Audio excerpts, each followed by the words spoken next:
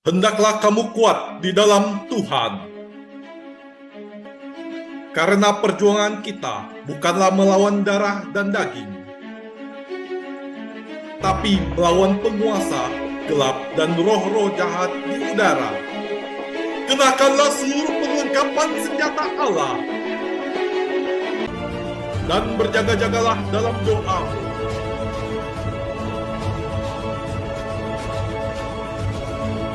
Legion of Jesus memberitakan kabar baik kepada semua orang. Halo, shalom saudaraku, jumpa lagi dengan saya Fabian Siko dalam channel Legion of Jesus memberitakan kabar baik bagi semua orang. Di bulan Maret ini, karena bertepatan dengan kenaikan Yesus ke surga, kita akan membahas sejenak mengapa Yesus naik ke surga. Saudaraku, kenaikan Yesus ke surga adalah naiknya Yesus ke surga dengan kekuatannya sendiri di hadapan para muridnya. 40 hari setelah kebangkitannya. Hal ini diceritakan di dalam Injil Markus, Lukas, dan juga di dalam kisah para rasul. Saudaraku, ada dua alasan mengapa Yesus naik ke surga. Alasan pertama adalah mengirim Roh Kudus yang dijanjikannya di dalam Yohanes 16 ayat 7. Namun benar yang dikatakan ini kepadamu adalah lebih berguna bagi kamu jika aku pergi. Sebab jikalau aku tidak pergi, penghibur itu tidak akan datang kepadamu. Tetapi jikalau aku pergi, aku akan mengutus dia kepada kamu. Saudaraku, pertanyaannya adalah mengapa Yesus harus naik ke surga terlebih dahulu sebelum mengirim Roh Kudusnya? Nah, ada beberapa hal kenapa Yesus harus naik ke surga. Yang pertama adalah kalau kita mau melihat keseluruhan Alkitab, maka kita juga mencoba melihat perjanjian lama dalam terang perjanjian baru. Di dalam studi tipologi, kita melihat sesuatu dalam perjanjian lama dan kemudian dikaitkan dengan perjanjian baru untuk mendapatkan gambaran yang lebih lengkap. Dalam hal ini ada kaitan antara Musa dan juga Yesus. Yesus disebut juga sebagai Musa yang baru. Nah, sebelum Musa mendapatkan 10 perintah Allah, Musa harus naik terlebih dahulu ke Gunung Sinai dan tinggal bersama Allah selama 40 hari.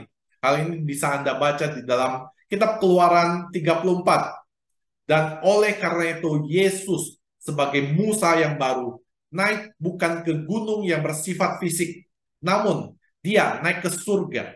Rasul Paulus mengatakan demikian, saudaraku, di dalam Efesus 4 ayat 10. Ia telah turun, ia juga yang telah naik jauh lebih tinggi daripada semua langit untuk memenuhkan segala sesuatu. Dan pada waktu dia telah duduk di sisi kanan Allah Bapa, maka dia dapat menuliskan hukum Allah di dalam hati manusia. Bukan di dalam dua loh batu seperti yang ada di dalam perjanjian lama. Penulisan hukum Allah ini dimanifestasikan dengan turunnya Roh Kudus kepada para rasul dan kemudian kepada umat Allah. Sehingga tubuh Kristus, yaitu gereja, dapat dibangun. Yang kedua, untuk membawa jiwa-jiwa di tempat penantian menuju ke surga. Nah, saudaraku, jiwa-jiwa yang ada di tempat penantian seperti yang dikemukakan Rasul Paulus di dalam Efesus 4 ayat 8 sampai dengan 13. Itulah sebabnya, kata Nas, tatkala ia naik ke tempat tinggi, yang membawa tawanan-tawanan pada manusia. Bukan ia telah naik, berarti bahwa ia juga telah turun ke bagian bumi yang paling bawah. Ia yang telah turun, ia juga yang telah naik jauh lebih tinggi dari semua langit untuk memenuhkan segala sesuatu. Dan ialah yang memberikan baik rasul-rasul maupun nabi-nabi, baik pemberita-pemberita Injil maupun gembala-gembala dan pengajar-pengajar, untuk melengkapi orang-orang kudus bagi pekerjaan pelayanan, bagi pembangunan tubuh Kristus. sampai kita semua telah mencapai kesatuan iman dan juga pengetahuan yang benar tentang anak Allah, kedewasaan penuh dan juga tingkat pertumbuhan yang sesuai dengan kepenuhan Kristus. Saudaraku, dari ayat-ayat tersebut di atas, maka sebenarnya cukup jelas bahwa ketika Yesus naik ke tempat tinggi, yaitu surga, maka Yesus membawa jiwa-jiwa yang berada di dalam pangkuan Abraham atau di dalam tempat penantian dengan cara Yesus turun sendiri ke tempat penantian selama 3 hari, yaitu dari wafat sampai dengan kebangkitannya.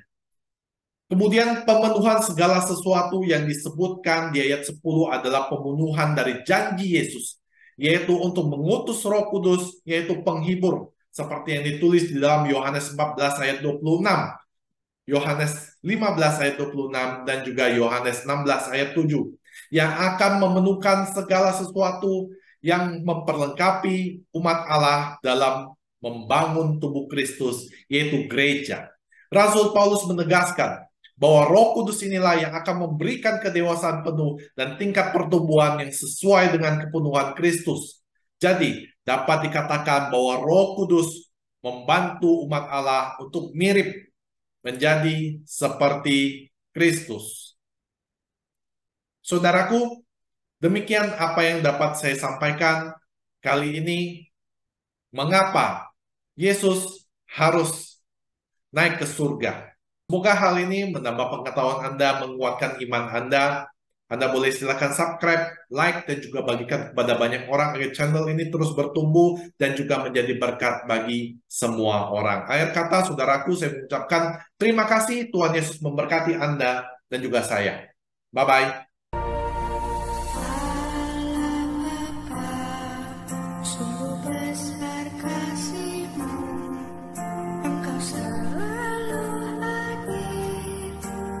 Setiap langkahku